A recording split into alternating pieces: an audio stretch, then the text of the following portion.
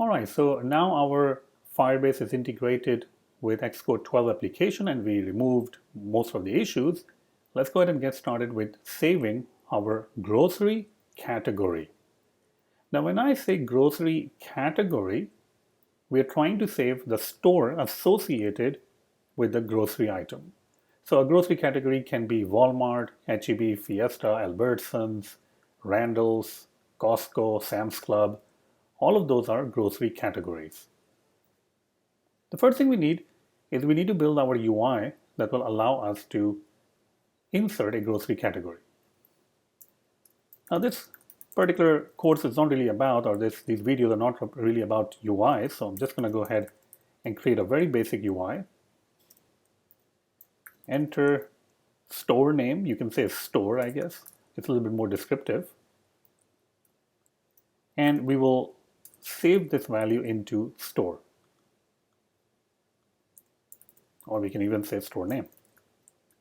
So that's the name of the store. We will go ahead and create a private var store name. Now another important thing, and I think I mentioned it before, is that we're trying to create this Firestore instance and we're trying to initialize, and we will probably go ahead and write all the code to persist into Firebase right inside the view, which is not really a good practice.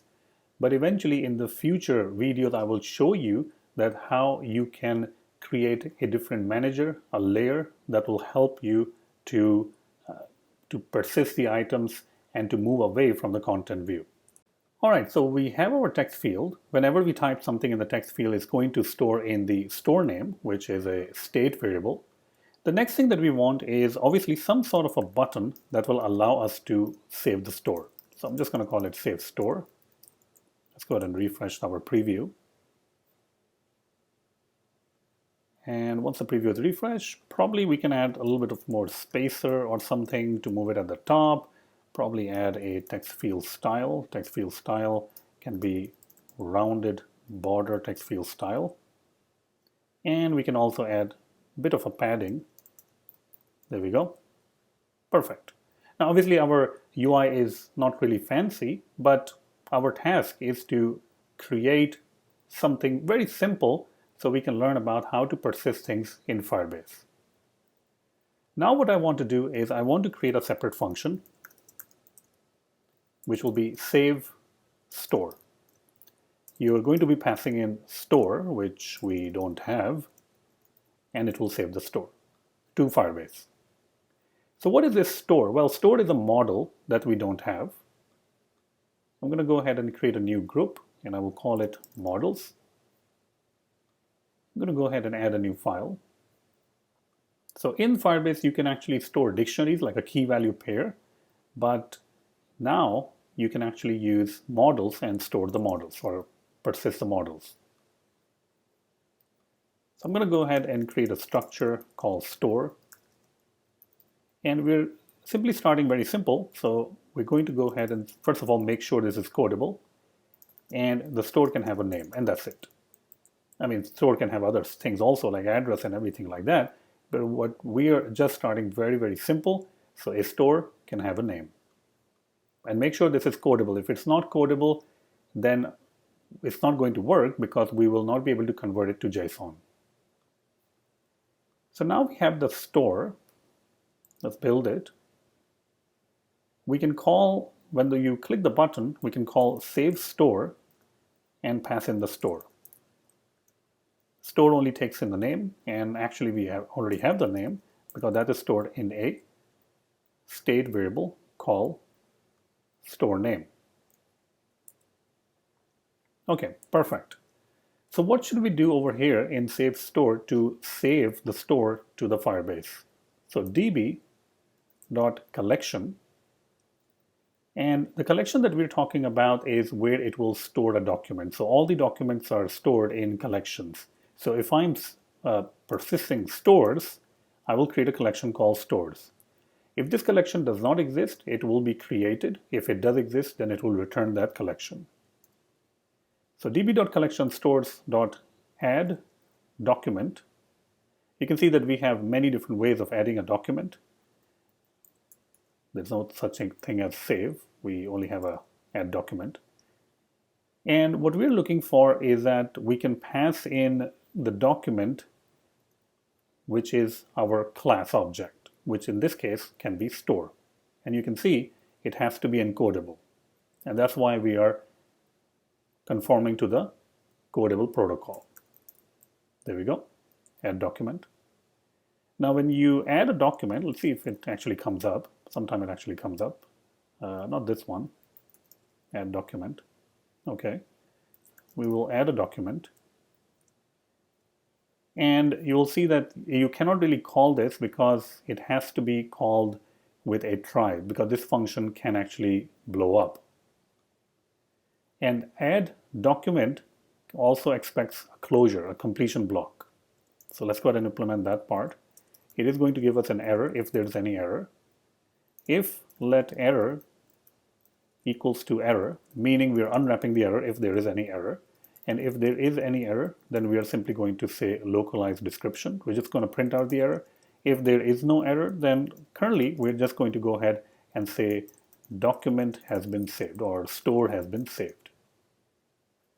Now we still need to fix this part because it is saying that you can't really call this function or db.collection because, well, or add document because it can actually blow up. So we can go ahead and use a try question mark, which means try optional.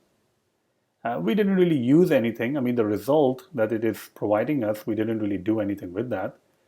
So currently, at this point, we can simply say underscore equals to, meaning we don't really care about the result. We just want to save the document, and that's it. Eventually, we will change that, and we will do something else. But right now, we're only focused on just saving the document. Instead of try question mark, you can also use a do try catch approach. If you want, you can definitely do that. And that's pretty much it. Let's go ahead and run this. I'm going to go ahead and say resume. And we will go ahead and run our application. So make sure that you click on the live preview button. And let's go ahead and add a store. I'm just going to say Walmart and save store. Let's go ahead and make sure this is selected as grocery app. Let's go ahead and refresh. And there we go. We have stores collection created, and we have one document. This is a unique document ID, and it has a name property because that's the only property we have, and it is Walmart. Let me go back over here and change this to something else. Let's say HEB. And not sure if I have to refresh it. There we go. But sometimes you don't have to refresh it, it just does it automatically. I'm not sure why do I have to refresh the page, but you can see HEB. Let's go ahead and add something more.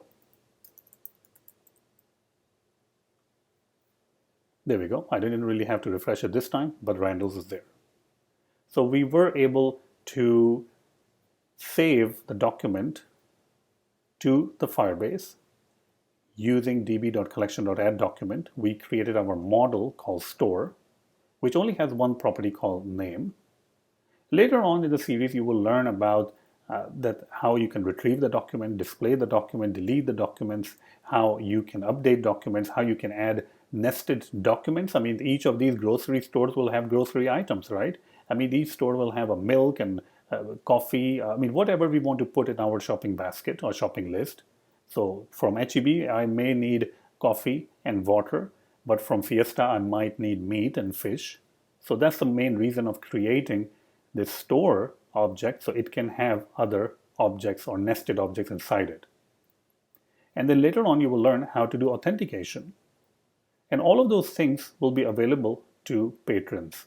So make sure that you are part of the patron. Let me go ahead and show you a little bit in more detail how you can become a patron.